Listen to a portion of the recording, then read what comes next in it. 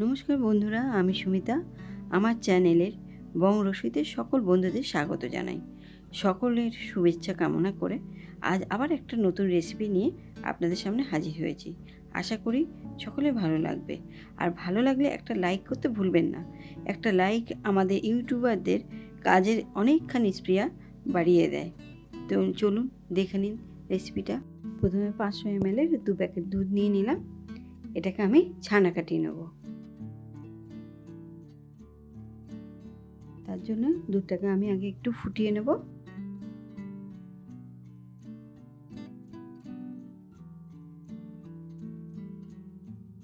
দুধটা ফুটে উঠেছে। এবার আমি এর মধ্যে অল্প অল্প করে ভিনেগার দিয়ে এই ছানাটা কাটিয়ে নেব। এখানে 6 চামচ ভিনেগার আছে।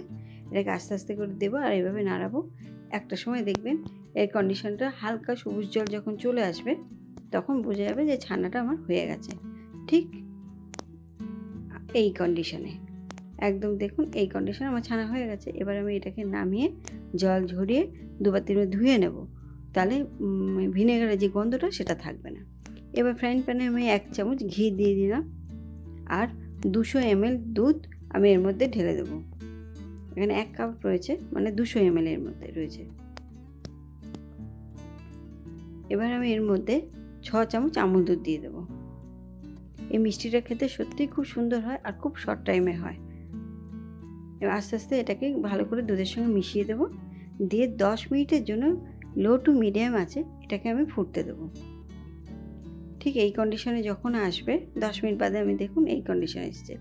এই কন্ডিশনে আমি এখন এর মধ্যে 2 চামচ চিনি দিয়ে দেবো।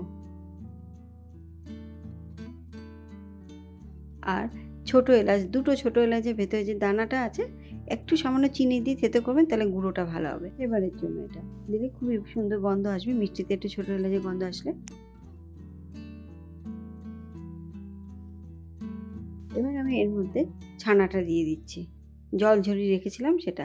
এটা আমি ম্যাশ করিনি, আমি একটু দানা দানা খেতে পছন্দ করি, তাই জন্য এটাকে ম্যাশ করে দিইনি। আপনারা যদি চান এটাকে একটু ম্যাশ করে দিতে পারেন হাতের তালুর সাহায্যে, তাহলে খেতে আরও ভালো লাগবে। আর এখানে 200 গ্রাম খেজুর গুড় আমি এর মধ্যে দিয়ে দিচ্ছি।